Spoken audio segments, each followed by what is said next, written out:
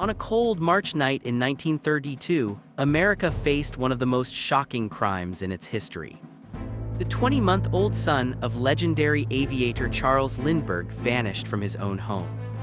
This became known as the crime of the century, and the truth behind it is darker than most people realize. It was a quiet night in New Jersey. The Lindbergh family was settling down and baby Charles was asleep in his crib. Everything seemed peaceful. But outside, hidden in the shadows, someone placed a wooden ladder against the nursery window. Within minutes, the most famous child in America disappeared. A handwritten ransom note was found on the windowsill. No fingerprints. No witnesses. Just a demand for $50,000 in cash. The kidnapper warned them not to involve the police, but the story exploded across the nation anyway. Every newspaper, every radio station, every home was talking about the missing Lindbergh baby. The ransom was eventually paid using marked bills.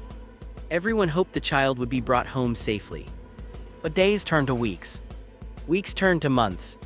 And still, there was no sign of the baby. Then came the tragic discovery. A truck driver found a small body in the woods, not far from the Lindbergh home. It was the Lindbergh child. The nation fell into heartbreak.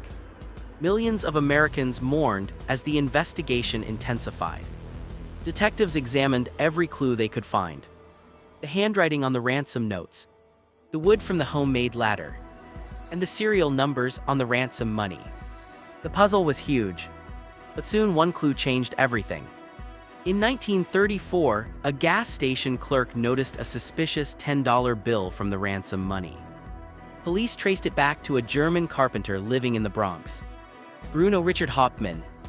Inside his garage, investigators found nearly $14,000 of the ransom cash. And the wood in his attic matched the wood used to build the ladder. The trial that followed became a national sensation. Crowds packed the courtroom. Reporters fought for every detail. Cameras flashed nonstop. Hauptmann insisted he was innocent, but the evidence told a different story. In 1936, he was found guilty and executed. Even now, almost 100 years later, people still debate this case.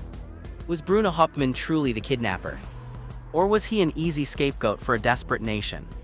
Some believe justice was served. Others believe the real kidnapper was never caught. What do you think happened? Share your thoughts in the comments. And if you enjoy deep, real American crime stories, make sure to like, share, and subscribe. More powerful stories are on the way.